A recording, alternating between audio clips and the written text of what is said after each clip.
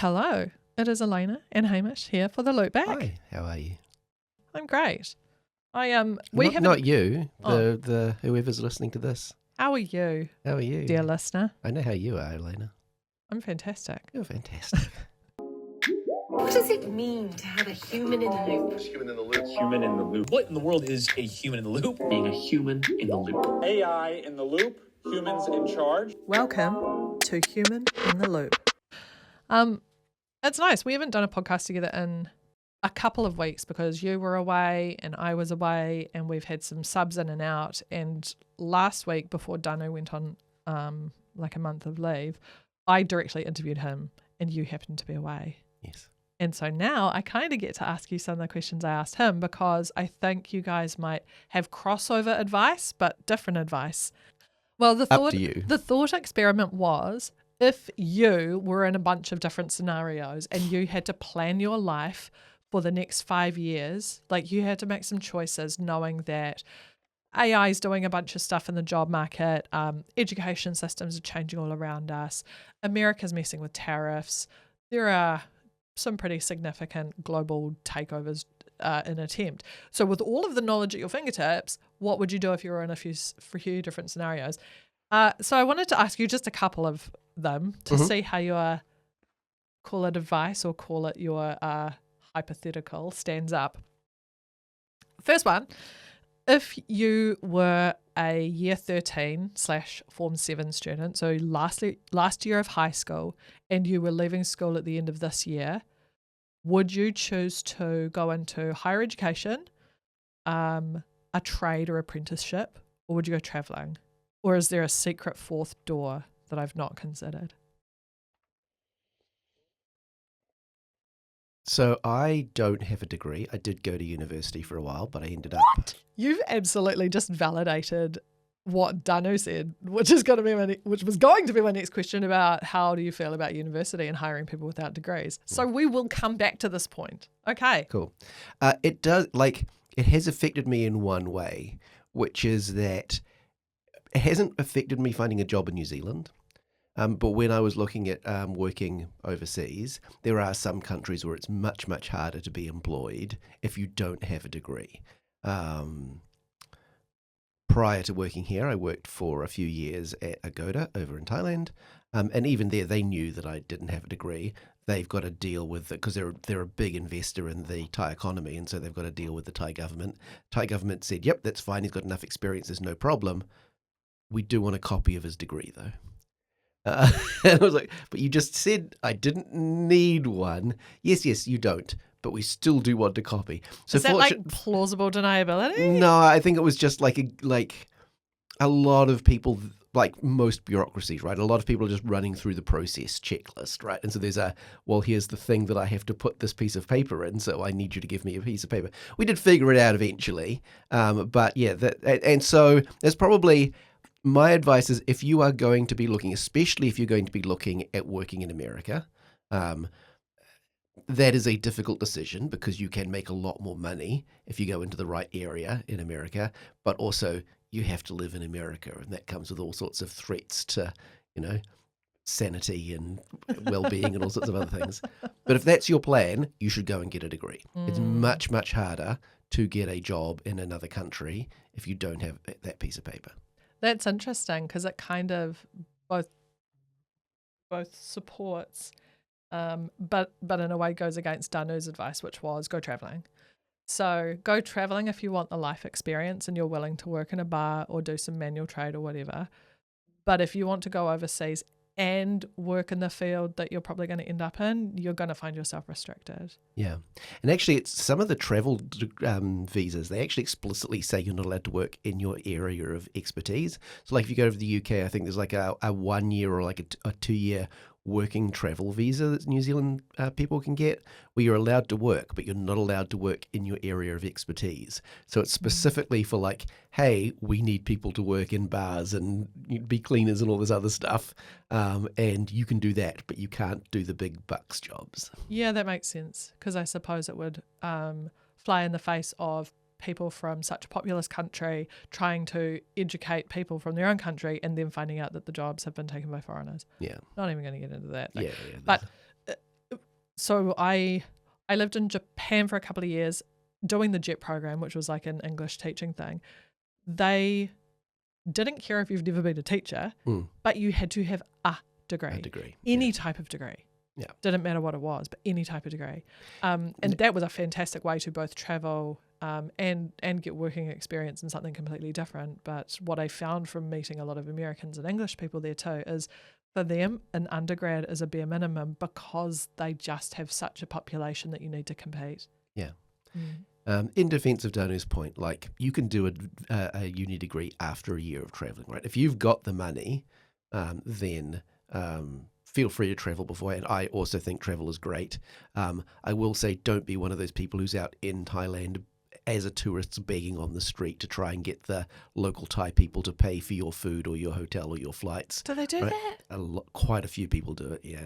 Man, oh man. Yeah, and it's like this is a developing nation that has a pretty poor history of being taken advantage of by the country you come from, and you're leaning on the privilege of your country and then like looking for more. It's kind of uncool. Very uncool. So I'm going to move on to the next part, and we can touch on your how did you end up here a little bit, because one of my hypotheticals was, what would you say to a second year software engineering or comp sci student? Continue with the degree? Do you want to get a job as a software engineer? Is coding that important? And what Danu had said was university being less about the thing you end up with a degree in and more about being able to follow requirements through to completion or just to prove the stickability. And then he pointed out how many engineers he's hired that don't actually come with a formal engineering degree. Yeah. Ta-da! Hamish, our head of engineering and AI. How did that happen? Where did all of your experience come from? My father bought the family a VIC-20 when I was 6 years old. It had 4 kilobytes of RAM and basically no software. And if you wanted it to run anything, you had to type it in from a magazine. And I was a kid with a lot of time on my hands and a new toy. And I just started playing with it and I really enjoyed it. And yeah, I mean, I've kind of been coding for 42 years, right? That's quite a lot of experience built up over time. And like there definitely is the stick-to-itness of a university degree, right? But a couple of things happened that made me end up not finishing my degree. The first was did you start a degree? I started a degree, yeah. In computer science specifically, yeah.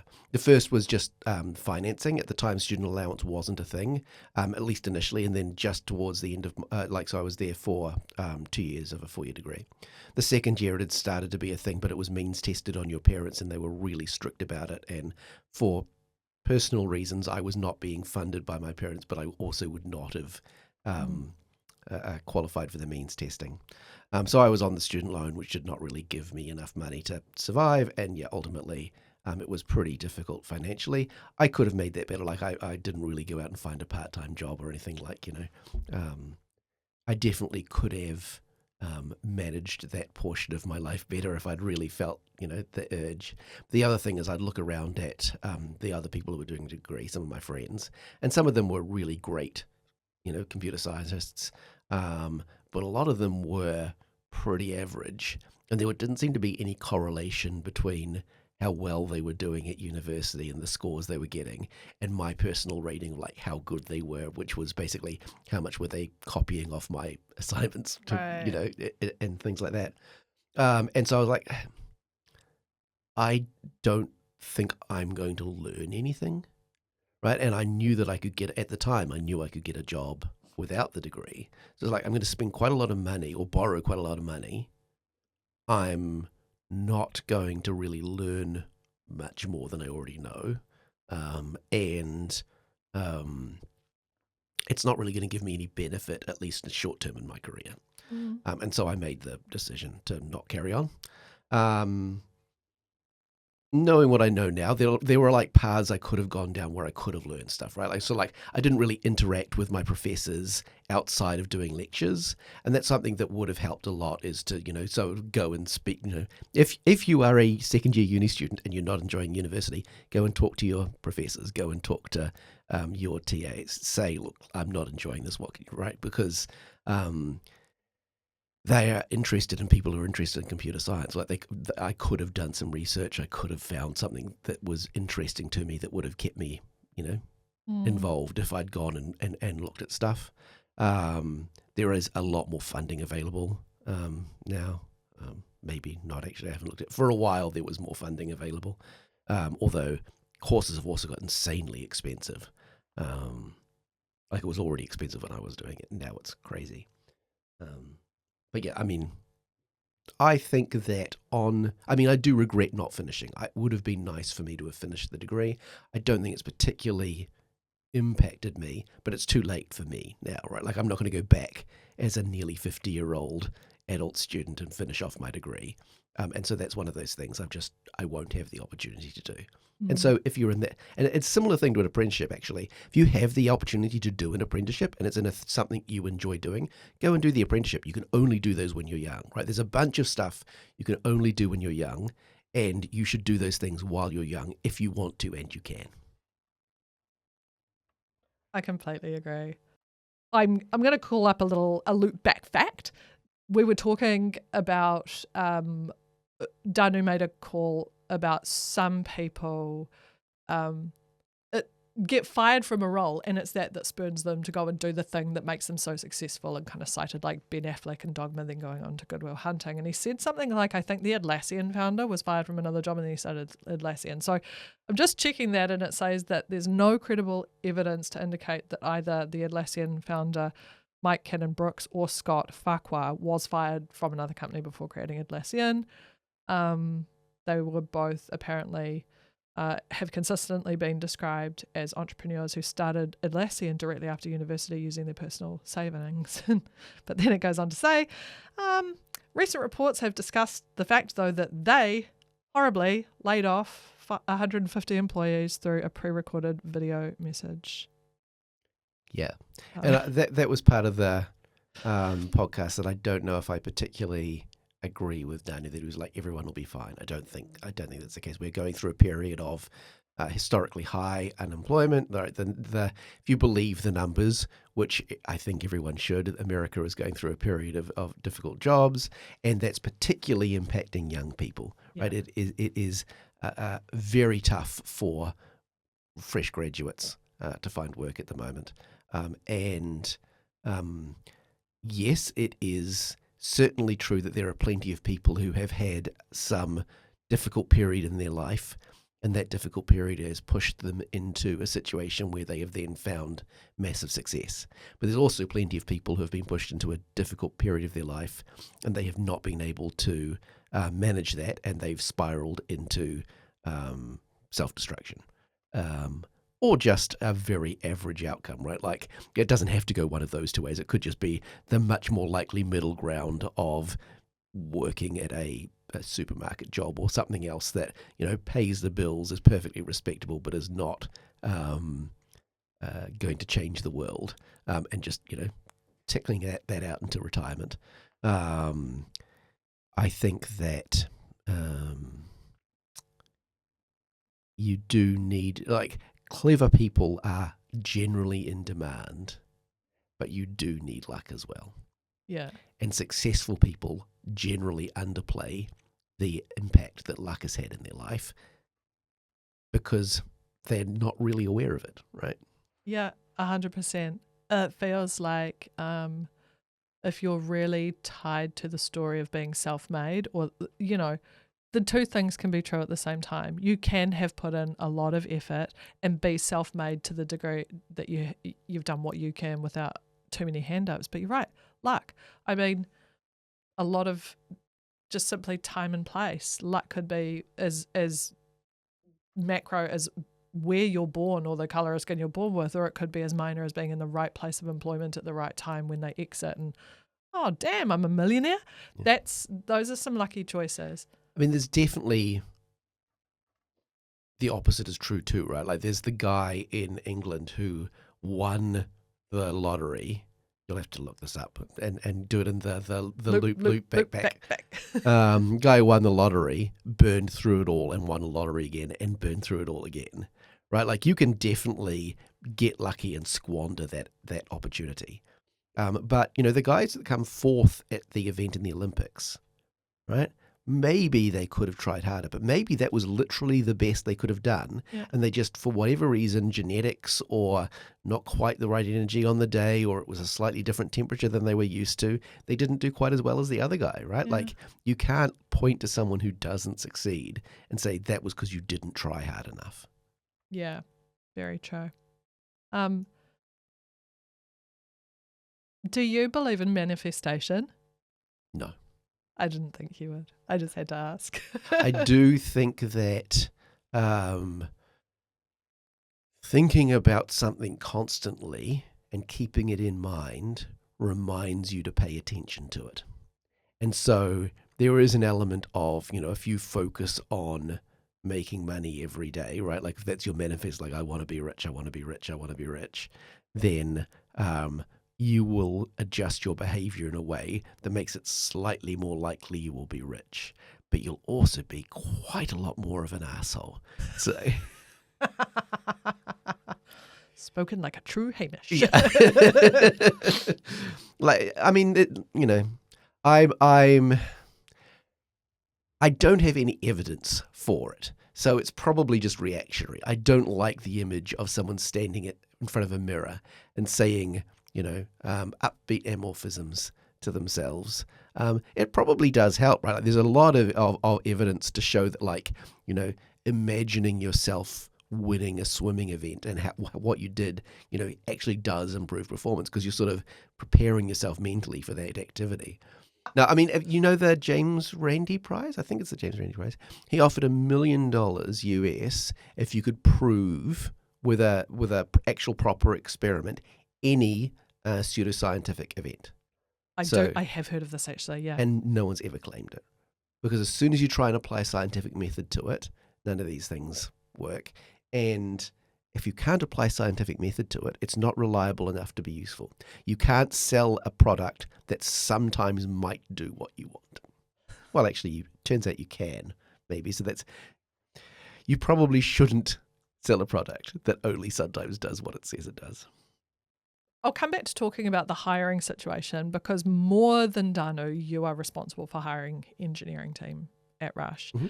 And maybe he made it seem a little bit too much like we're just pulling lawyers and bank tellers out of their white-collar jobs and into being a coder.